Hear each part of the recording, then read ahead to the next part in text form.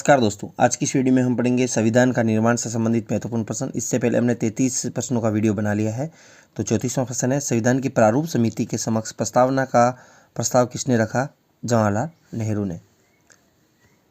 कौन संविधान प्रारूप समिति के सदस्य थे? तो दोस्तों एन गोपाल स्वामी अयंगर थे, जवाहरलाल नेहरू नहीं थे। अलादी कृष्ण स्वामी अय्यर थे और सरदार वल्लभ भाई पटेल नहीं थे। 1 व 3 इसमें राइट होगा।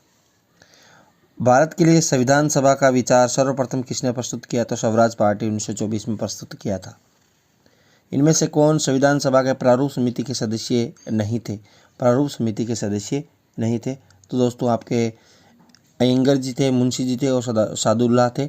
आपके BN राव नहीं थे, बेनेगल श्यामल राव।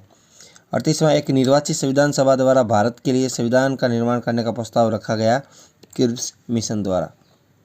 भारत की संविधान सभा किसके अनुसार गठित की गई? कैबिनेट मिशन योजना के अनुसार। 1936 में भारतीय राष्ट्रीय कांग्रेस द्वारा संविधान सभा के गठन की मांग किस अधिवेशन में रखी गई? फैजपुर अधिवेशन में। कैबिनेट मिशन का सदस्य नहीं था। कैबिनेट मिशन में 3 सदस्य थे। पैथिक लॉरेंस थे, स्टैफोर्ड क्रिप्स थे, आपके AV अलेक्जेंडर थे, विलियम वुड इसमें नहीं थे। भारत का संविधान के आलेखन सदस्य के रूप में अलादी कृष्ण स्वामी अय्यर के बारे में कौन सा कथन सही है? भारत के संविधान के निर्वाचन से संबंधित महत्वपूर्ण निर्णयों के लिए जाने में एक सर्वोच्च न्यायालय की भूमिका के पक्ष सही है। उनका ये मानना था कि स्वतंत्रता और सामाजिक निग्रह के बीच सर्वोच्च न्यायालय को एक रेखा खींचनी पड़ेगी, ये भी उन्होंने सही कहा था।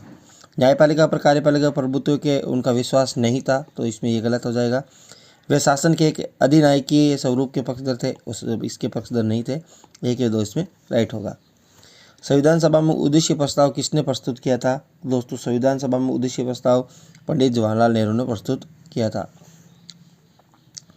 भारतीय संविधान के बारे में निम्नलिखित कथनों में कौन सा सही है, हमें बताना है। तो उद्देश्य कथन का सरदार वल्लभ भाई पटेल द्वारा प्रस्तावित किया गया था, गलत है। डॉक्टर भीमराव अम्बेडकर कानून मंत्री की हैसियत से प्रारूप समिति के अध्यक्ष के रूप में, तो दोस्तों ये भी इसमें गलत है। न तो 1 न 2। भारतीय संविधान के निर्माण से संबंधित निम्नलिखित कथनों में से कौन सा सही है? तो दोस्तों पंडित जवाहरलाल ने उद्देश्य प्रस्ताव जो संविधान सभा द्वारा स्वीकार किया, संविधान के निर्माण का असर था। उद्देश्य का बहुत महत्वपूर्ण उद्देश्यों की पूर्ति करती थी, ये भी सही है। संविधान को भारत के लोगों ने आदेशित किया था, ये भी सही है। राज्य के मुखिया को लोग आपके प्रत्यक्ष रूप से नहीं अप्रत्यक्ष रूप से निर्वाचित करते हैं, इसमें गलत हो जाएगा। 1, 2 और 3 इसमें क्या होगा? राइट होगा। संवैधानिक सरकार का अर्थ क्या है?